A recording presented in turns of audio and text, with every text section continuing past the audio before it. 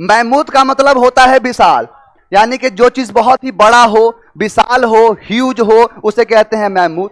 अब महमूद जो बेसिकली शब्द बना है वो बना है एक हाथी से। हाथी की एक प्रजाति होती है जिसे महमूद कहते हैं, यानी विशाल हाथी की प्रजाति होती है। आप इसको याद करो, महमूद गजनवी भारत पर आक्रमण किया था, कब किया था? 1001 में पहला आक्रमण, यानी उसने अनगिनत बार आक्रमण किए और उस आक्रमण में उसके पास जितनी भी सेनाएं थी वो बहुत विशाल थी, यानी बहुत ही बड़ी थी, विशाल थी। तो महमूद से याद आएगा महमूद। महमूद गजनवी की सेना में बहुत ही विशाल विशाल का क्या सेना थी, उसमें बहुत ज्यादा हाथी थे, उसमें बहुत विशाल ही घोड़े थे। नेक्स्ट है आपका हॉस्टाइल। हॉस्टाइल का मतलब होता है दुश्मनी, यानी अनफ्रेंडली, किसी के साथ दुश्मनी हो गई उससे हॉस्टाइल कहते हैं। तो हॉस्टाइल को याद करो हॉस्टल से। अब हॉस्टल वालों की आपस में दोस्ती रहती है, ए ब्लॉक वाला मारेगा बी को, बी मारेगा ए को, हमेशा होता है। यानी हॉस्टाइल हॉस्टल, हॉस्टल में रहने वालों की हमेशा क्या होती है? दुश्मनी होती है, आपस में क्या होती है? अनफ्रेंडली बिहेवियर रखते हैं। हॉस्टाइल का मतलब क्या हो गया? दुश्मनी। नेक्स्ट है हाइपरबोल। हाइपरबोल का मतलब होता है बढ़ा चढ़ा के कहना, यानी किसी चीज को ओवर टॉक करना, टॉक करने को क्या बोलते हैं? हाइपरबोल। यानी हाइपरबोल, दो दोस्त मिल गए, अब किसी को देखा और क्या बोला? हाइपरबोल, बढ़ा चढ़ा के बोल। अब वो लगा बोलने कि मेरे चाचा विधायक है, मेरे फूफा सांसद हैं, यानी क्या कर रहा है? हाइपर बोल रहा है। बढ़ा चढ़ा के बोलने को क्या बोलते हैं? हाइपरबोल।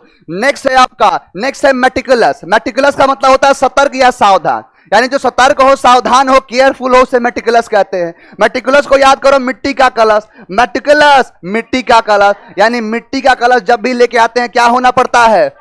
सतर्क होना पड़ता है, सावधान होना पड़ता है, उसे मेटिकुलस कहते हैं। नेक्स्ट है डाइलेट। डाइलेट का मतलब होता है फैल जाना, यानी किसी चीज का एक्सपेंड हो जाना, फैल जाने को क्या बोलते हैं? डाइलेट। तो डाई, जो हेयर डाई होता है, बालों में लगाने वाली डाई, उसको ज्यादा लेट तक लगा के रखोगे तो क्या हो जाएगा? फैल जाएगा। अब डायलेट एग्जाम में दिखेगा तो सीधा सा क्या आएगा? फैल जाना, किसी चीज का एक्सपेंड हो जाना। नेक्स्ट वर्ड है आपका अवराइज। अवराइज का मतलब होता है लालच, यानी ग्रीड, रेवेनस, उसे बोलते हैं लालच। अवराइज को याद करो, अब के वारिस, यानी अब के वारिस कैसे हो रहे हैं? लालची प्रवृत्ति के हो रहे हैं। छोटा सा बच्चा है, कुछ खा रहा है, बोलोगे थोड़ा देना मुझे, बोलेगा मैं नहीं दूंगा, यानी कहने का मतलब क्या है? अब के वारिस कैसे हो रहे हैं? लालची हो रहे हैं। नेक्स्ट वर्ड है आपका पेंसिव। पेंसिव का मतलब होता है विचार मग्न हो जाना, यानी किसी चीज के बारे में कॉन्टेम्पलेट करना, सोचना, पॉन्डर करना, म्यूज करना, ब्रूड करना, उसे कहते हैं पेंसिव। अब जैसे मैं बोलूं कि शिव जी के एक स्केच बनाओ, आप पेन लेके और शिव की स्केच बनाने लगे तो क्या हो जाओगे? विचार मग्न हो जाओगे, यानी उनके थॉट में क्या हो जाओगे? डूब जाओगे, उसे कहते हैं पेंसिव होना, विचार मग्न होना।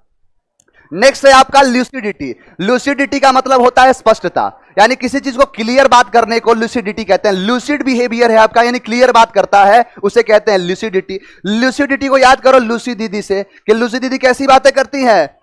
स्पष्ट बातें करती हैं, उनके अंदर क्या है? स्पष्टता है। अब किसी को जोड़ लो लूसी दीदी से तो लूसिडिटी दिखेगा, दिमाग में आएगा लूसी दीदी, तो लूसिडिटी का मतलब क्या हो गया?